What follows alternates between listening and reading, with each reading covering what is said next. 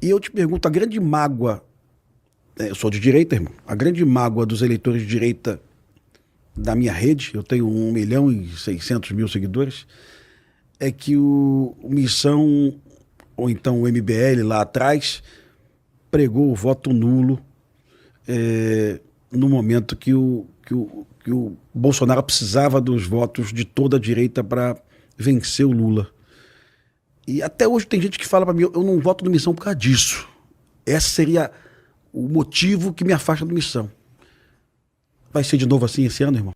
Sim, com certeza. Sempre que necessário será. Não tem o menor problema de falar isso? Não tem o menor problema de falar isso, porque é o seguinte, quem elegeu o Lula foi o Bolsonaro. Foi o voto nulo do MBL. Se o Bolsonaro, olha só o que eu escutei de um ministro do Bolsonaro. O Bolsonaro se esforçou muito para perder a eleição e quase não consegue. O Bolsonaro perdeu para ele próprio. O Lula não teve mais votos porque o Brasil foi mais para a esquerda, queria o PT. O Brasil ainda estava e ainda está num clima de direita, tanto em 2018 e 2022 e continua agora em 2026. O Bolsonaro perdeu porque ele reviveu o Lula. Não fosse o Bolsonaro, o Lula sequer estaria solto. Foi por decisão do Procurador-Geral da República do Bolsonaro, do ministro Supremo indicado pelo Bolsonaro. E no final das contas ele terminou fazendo a mesma coisa que o PT pegou. Eu era presidente da Comissão de Educação, o ministro dele foi pego com barra de ouro em propina. O que ele fez? Passou pano. Acabou com a Operação Lava Jato, bateu no peito e disse isso com orgulho.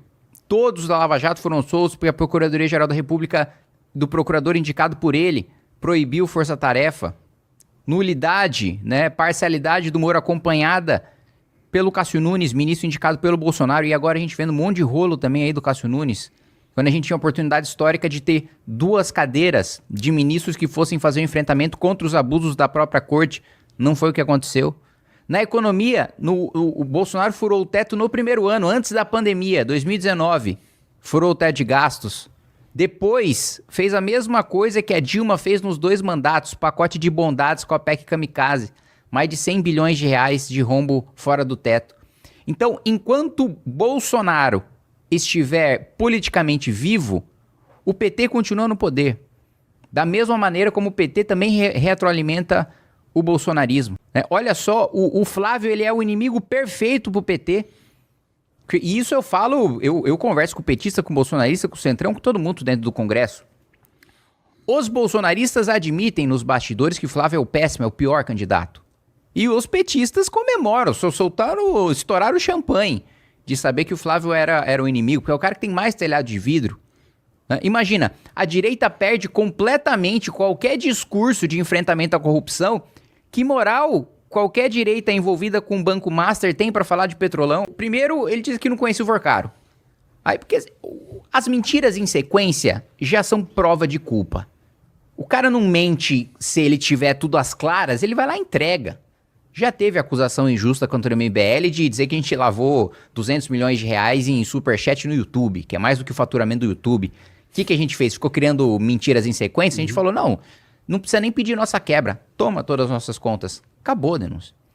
Agora o Flávio não. Você teve o filme bancado? Nem conheço o Vorcaro. Saiu a mensagem? Não. Conheci o Vorcaro, mas antes de saber que era ladrão. Ah, bom, você visitou depois que ele estava preso? Não, mas hora para encerrar a relação. Então, peraí. Eu tenho intimidade suficiente para te pedir 60 milhões de reais pelo WhatsApp. Mas para encerrar a relação, eu preciso ir pessoalmente? Pô, vocês eram casados? Então, não há... É a destruição completa da direita, a gente sujeitar a direita ao Bolsonaro e ao bolsonarismo. Lula era para estar preso, inelegível, o PT era para estar destruído. 2016, quando a gente derrubou a Dilma, e a gente ia fazer campanha municipal, o PT escondia o vermelho e a estrela. Eu lembro disso. Fazia campanha com azul, com verde, com laranja. Hoje não. Hoje é petista apontando o dedo na cara, falando, e aí? E Banco Master? E rachadinha? Porra, e aí eu pelo menos tenho a liberdade e o alívio de não ter que defender nada disso. Eu vi Coppola, Constantino, Alexandre Garcia, eu acho que Pavinato também. Esses caras são bolsonaristas firmes demais. Esses caras se indignaram e foram para as redes, né? Um mais tímido, outro mais contundente, mas todos foram. Tu percebeu isso? Sim. E para onde isso está caminhando, cara?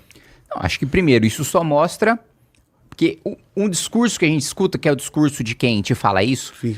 é o de não podemos desunir a direita. Gente, quem desune a direita é o Bolsonaro, porque se o Bolsonaro seguisse com um plano econômico de seriedade, de ajuste fiscal, de honestidade no plano moral, de enfrentamento à corrupção, plano sério de segurança pública. E eu peço atenção sua para isso, porque Columbine, nos Estados Unidos, tem 25 anos. Tiros em Columbine, né? Foram 12 crianças mortas. Mas se você somar as nossas ações em escola, Suzano, Aracruz, Realengo, agora Rio Branco, nós tivemos 55 professores mortos no Brasil nos últimos 15 anos e 148 pessoas feridas, entre alunos, professores, merendeiros, né? Então o Brasil já vive um fenômeno bem parecido com Columbine, viu? E, eventualmente, não sempre, as armas são registradas sim. A ocorrência no Espírito Santo foi com 2 armas de um policial. O filho pegou a arma do pai. Essa agora em Rio Branco foi com a arma do padrasto, arma registrada. Aí quando tu pega o código, o Estatuto do Desarmamento, a lei de negligência com a arma, né? O cara tem a tutela da arma, mas não tem cuidado. Esse pai vai ser condenado de 1 a 3 anos de cadeia, vai cumprir no semiaberto, né? Não vai cumprir nada. Olha, eu tenho muita convicção de que a gente vai ganhar essa eleição para a presidência da República. Eu tenho muita convicção.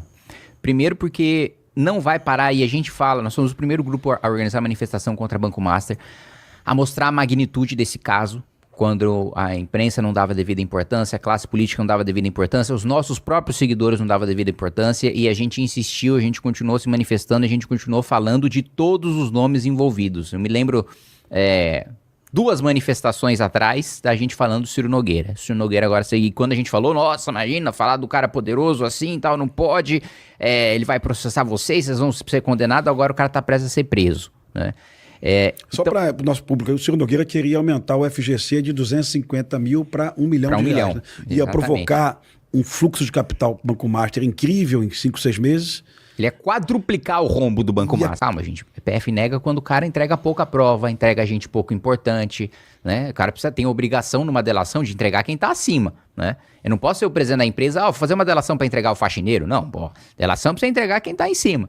Então, e o Vorcaro já é o Vorcaro. Quem tá acima precisa entregar ministro supremo, precisa entregar ministro de Estado, precisa entregar senador, precisa entregar deputado, precisa entregar gente que tinha ascendência sobre ele no esquema, né? Esse é um ponto. Mas o outro ponto é que você tem uma corrida agora de delações, porque o presidente do BRB tá preso e negociando delação. E quanto mais o presidente do BRB entrega, menos vale a do Vorcaro. E o Vorcaro não aguenta a prisão. O Vorcaro é um playboy. O Vorcaro tava dando soco na parede, sangrando a própria mão, de ataque de histeria. O pai dele surtou também dentro hoje, da cadeia. O pai dele surtou. O pai dele também? Não tinha visto. O pai dele surtou hoje. Então assim, cara, não é um cara que, por exemplo, o Dirceu. Pô, o Dirceu tá envolvido no mensalão, foi condenado por roubo, é ladrão, roubou, mas ele é guerrilheiro. Ele é um cara que foi o seguinte, ficou quieto o tempo todo por lealdade ao seu projeto de poder. Não entregou o Lula, não entregou ninguém. Ele poderia não cumprir nenhum dia de cadeia se ele entregasse o Lula. Não entregou porque o cara é guerrilheiro, né? O Vorcaro não. O Vorcaro não é um bandido guerrilheiro. O Vorcaro é um bandido playboy, que não tem nenhuma fidelidade a uma pessoa ou a um projeto de poder ou ao idealismo ainda que distorcido e canalha. Não. O cara que só queria ganhar dinheiro e viver uma vida boa. Né? Então, eu acho que isso está prestes a sair. Independente disso, o Kim? Eu acho que as duas coisas. Eu acho que a gente cresceria mais lentamente, mas cresceria inevitavelmente se esses escândalos não surgissem agora. Mas surgindo agora, as pessoas veem que tudo que a gente falava era verdade. Quem nos atacava, quem nos batia, falando que a gente só queria dividir a direita e enfraquecer o Flávio pra gente se fortalecer, agora tá vendo que ele tá envolvido sim. E que não tem defesa, assim, é patética a defesa do Flávio. Eu acho que é a pior gestão de crise da história. Né? Ele vai lá e fala, não, é dinheiro privado para um filme privado. Fala, pô, beleza, se o Marcelo Odebrecht der dinheiro pro Lula, o filho do Brasil, é dinheiro privado pro filme privado também, pô. Então, assim, não existiria... Veja, quando algum bolsonarista vem utilizar esse argumento comigo, eu falo, gente, para imaginar um áudio do Lulinha pedindo dinheiro para um filme, pro Léo Pinheiro, pro Marcelo Odebrecht... né, pro Nestor Cerveró, vocês iam estar falando que cadê o crime? Vocês iam estar perguntando cadê o crime? Não, você já tá falando, é óbvio que uma empresa que só rouba dinheiro, com uma pessoa do governo, do parlamento com poder pedindo dinheiro pra essa pessoa, muito dinheiro pra essa pessoa, tá envolvido no esquema, pelo amor de Deus. É, assim, é uma coisa tão evidente, é o que você falou. Com o Putin, com o Trump, e decide se vai ter guerra ou se não vai ter guerra. Cuja decisão importa, cuja opinião importa. A opinião do Brasil hoje não importa. O Brasil não é nada pro mundo hoje. O Brasil não decide... A operação que teve na Venezuela é uma humilhação pro Brasil. Porque era pro Brasil ser a nação poderosa e a polícia da América do Sul. Não é pros Estados Unidos vir aqui fazer o que quisesse no nosso quintal. Era nosso papel de prender o Maduro. Era nosso papel de garantir lei e ordem na América do Sul. Nós somos o maior país, nós somos o país mais poderoso. Mas não, a gente tá numa situação patética que não tem gasolina para avião da FAB. Que o cara se forma na Força Aérea para depois virar piloto da Latam, porque se ele permanece nas Forças Armadas, ele vai ganhar um décimo daquilo que ele ganha. Voar, e não vai voar, exato. Né? Então, em que tem um desespero, há quanto tempo sempre é submetido pra gente o livro branco, né, das Forças Armadas com um programa das nossas deficiências de defesa. Há quanto tempo o livro branco já não fala de uma ameaça de guerra por causa da floresta amazônica, por causa de terras raras, da necessidade que a gente tem de fragatas pro Pacífico Sul. Nós estamos numa posição absolutamente vulnerável num mundo que as tensões só aumentam e que entrará em guerra. E que, se a gente permanecer na situação patética que a gente está hoje, nós seremos obrigados a ser vassalo de algum dos lados da guerra. Ou a gente vai ser vassalo de China, Rússia e Irã, ou a gente vai ser vassalo dos Estados Unidos e Europa. Né? E nós não devemos ter esse papel de vassalo.